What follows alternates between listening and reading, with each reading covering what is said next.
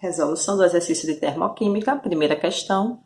Considere as seguintes transformações que ocorrem em uma vela acesa. 1. Solidificação da parafina que escorre na vela. 2. Queima da parafina. 3. Vaporização da parafina.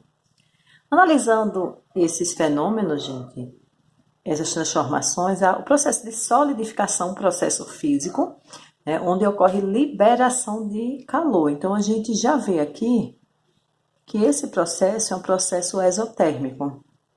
Queima da parafina, queima em si é uma combustão, também libera calor, processo exotérmico. E vaporização da parafina, o processo de vaporização absorve calor, então é um processo endotérmico. Então já identificamos, os processos que ocorrem nessas transformações, então ele aqui está perguntando dessas transformações, apenas um é endotérmico, falso, 2 é endotérmico, falso, 3 é endotérmico, seria a alternativa verdadeira. Segunda questão, ao se dissolver uma determinada quantidade de cloreto de amônio em água a 25 graus Celsius, obteve-se uma solução cuja temperatura foi de 15 graus Celsius. A transformação descrita caracteriza um processo do tipo. Então, gente, o que é que a gente observa? Inicialmente, tínhamos 25 graus Celsius e aí essa temperatura diminuiu. Se essa temperatura diminuiu, é porque a reação, de alguma forma, absorveu calor, fazendo com que a temperatura daquela solução diminuísse. Se ela absorveu, o processo é endotérmico, né?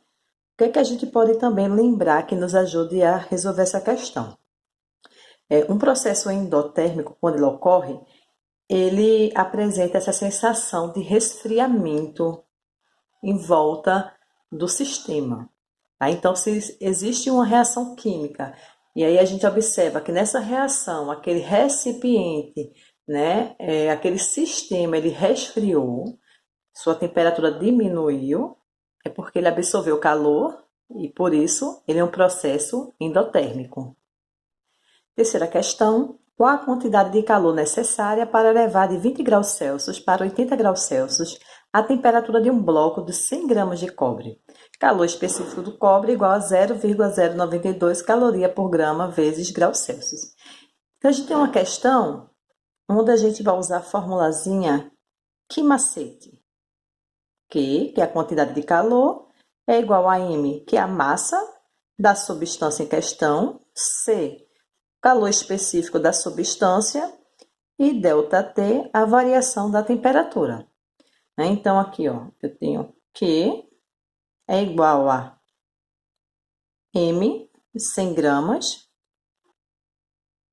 calor específico 0,092, e a minha variação de temperatura vai ser temperatura final menos temperatura inicial. Variação da temperatura é igual a 56 graus Celsius. Então, aqui eu coloco 56. Multiplicando, nós teremos a quantidade de calor igual a 515,2 calorias, letra D. Quarta questão, pede-se para considerar o gráfico. E aí no gráfico nós temos aqui, A mais B se transformando em 2AB. Logo a gente percebe que A mais B é o reagente e 2AB são os meus produtos, certo? Entalpia dos reagentes maior que a dos produtos significa que esse gráfico está representando uma reação exotérmica, está liberando calor. Então, ele pede para que, de acordo com o gráfico acima, indique a opção que completa, respectivamente, as lacunas da frase abaixo. Então, a variação da entalpia é positiva ou negativa? Dentre as alternativas. Se é exotérmica, o ΔH será um valor negativo, menor que zero, certo? Então, aqui, negativo. A reação é exotérmica, porque se processa liberando calor. Então, eu tenho aqui negativa, exotérmica e liberando calor, alternativa D. Quinta questão. Considera uma amostra de mercúrio sofrendo as seguintes transformações. Mercúrio sólido, se transformando em mercúrio líquido, se transformando em mercúrio gasoso. Seria transformação 2, corresponderia ao quê? Ao processo de fusão, né? Sólido para líquido.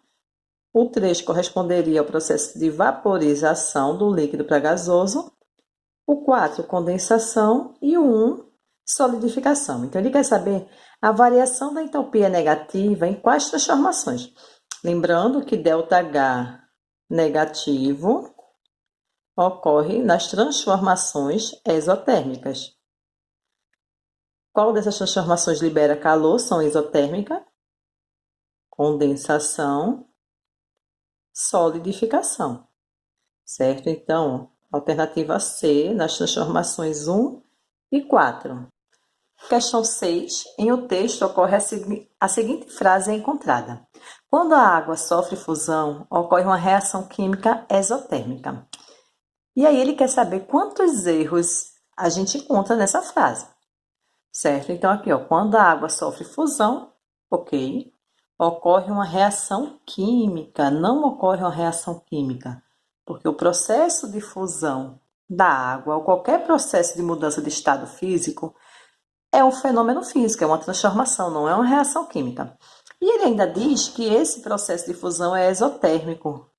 Também está incorreto, porque o processo de fusão é um processo que absorve calor, então é um processo endotérmico. Então, aqui a gente tem 2 erros. Letra D, ó. 2 erros, porque não se trata de uma reação química, nem o processo químico é exotérmico.